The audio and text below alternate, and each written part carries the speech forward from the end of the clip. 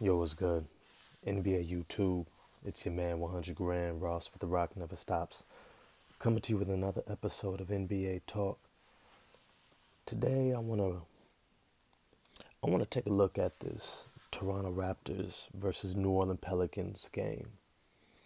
I think there's a lot that we can extract from it and some interesting questions that I came away with by the end of the game. But you know what to do. If you like the video, smash that like button for me. Hit subscribe and the bell for notification. Check out my new Twitter account that I got going. Same, The Rock Never Stops, 22, I believe. But let's dive into this. This is something that a lot of teams are going to have a hard time with when it comes to the New Orleans Pelicans. Is they're going to have to figure out how to prepare for them. This is a team that a few weeks ago was just a grinded out, tough, hard nosed team, taking on head coach Willie Green's personality, just grinding it out. Hard defense, Brandon Ingram trying to make home run plays, um, trying to essentially be LeBron James for them and elevate them. And they had gotten just up to the play-in, I think a number 10 seed. And then they got C.J. McCollum, Tony Snell, and Larry Nance Jr. Sent out Josh Hart. Sent out a couple other guys. But when you look at this team now, it's almost like a similar effect that Kawhi Leonard had with the Toronto Raptors when they brought in a true number one option. It set everyone else in their place, in the place that they should be in. And similarly with the New Orleans Pelicans, that's what CJ McCollum has somewhat done for this team. Even though they're still waiting on Zion Williamson, CJ McCollum has allowed the other guys to fall back and to stop trying to be something that they're not quite ready to be yet.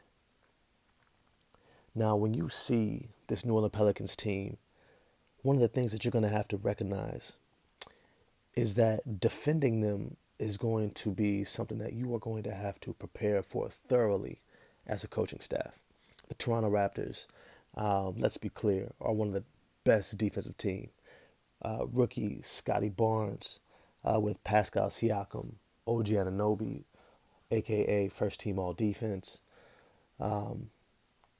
These boys defend at a high level. The level of length, athleticism, defensive basketball IQ is just off the charts. But something that they ran into with this New Orleans Pelicans team is that they now have two outright elite playmakers in CJ McCollum and Brandon Ingram. These are two players that can essentially get their shot off whenever they want, and they force you to double team. And when you don't double team, more than likely they're going to get a good shot either at the rim or from the mid-range or utilizing that pick and roll to force a mismatch and get to the rim. Now, what I saw also was also something that I don't think Toronto really prepared for was how athletic this New Orleans Pelicans team is. At times, they actually looked like they were out hustling them in transition, which is really unheard of for the Toronto Raptors. That's usually where they make their mark and they get easy buckets and they're able to set themselves apart. But when I saw this New Orleans Pelicans team, look at a 7-footer like Jackson Hayes, who reminds me of Pascal Siakam when he first came in the league, where he just outran everybody up and down the court. You look at Alabama's Herbert Jones. You look at other guys like Brandon Ingram, when those long strides moving up and down. And then when you got a player like Jonas Valanciunas who can dominate inside, forcing you to pay him so much attention that these athletic wings can then slash to the basket. These athletic forwards can cut in behind the defense. it opened things up and they actually pounced on the Raptors offensively. The Pelicans had a great offensive game.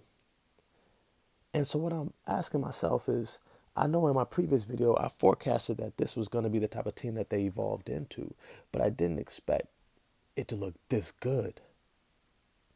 Now for the Toronto Raptors, I came away observing how they played this game. Okay, they didn't shoot it the best. I get that. Yeah, they're not going to win with OG Anunoby and Gary Trent Jr. Uh, bricking shots and missing shots left and right. But what I was interested in was like down the stretch, they weren't able to put together the run to close this gap and to get it within earshot, which they generally do against just about anybody.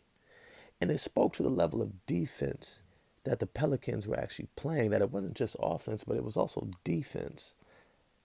But I was concerned because when you see two elite playmakers like a CJ McCollum and a Brandon Ingram, you almost kind of look at the other side and it's like,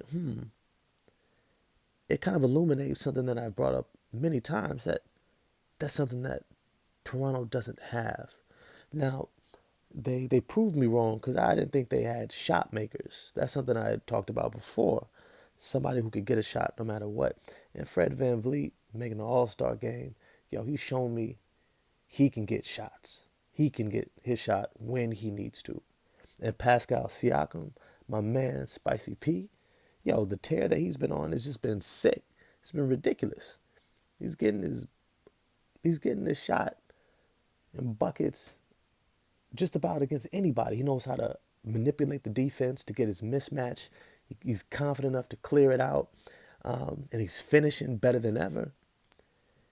But at the same time, was he making the game, were either of them making the game easier for their teammates by being able to break down the defense consistently and get wide open shots for one another? And we see that this is something that Brandon Ingram was able to do. At 6'9" with a 7'3" wingspan, he was able to not just break down the Toronto defense, but unlike many other guys, he was also able to see over the top of their length and make passes that most of the time against guards and 6'6" wings, they're able to deflect and get out in transition. And so I'm curious, did Toronto miss an opportunity to make a bigger trade at the deadline? Now, I like Daddy Sung. I think he's going to pan out wonderfully.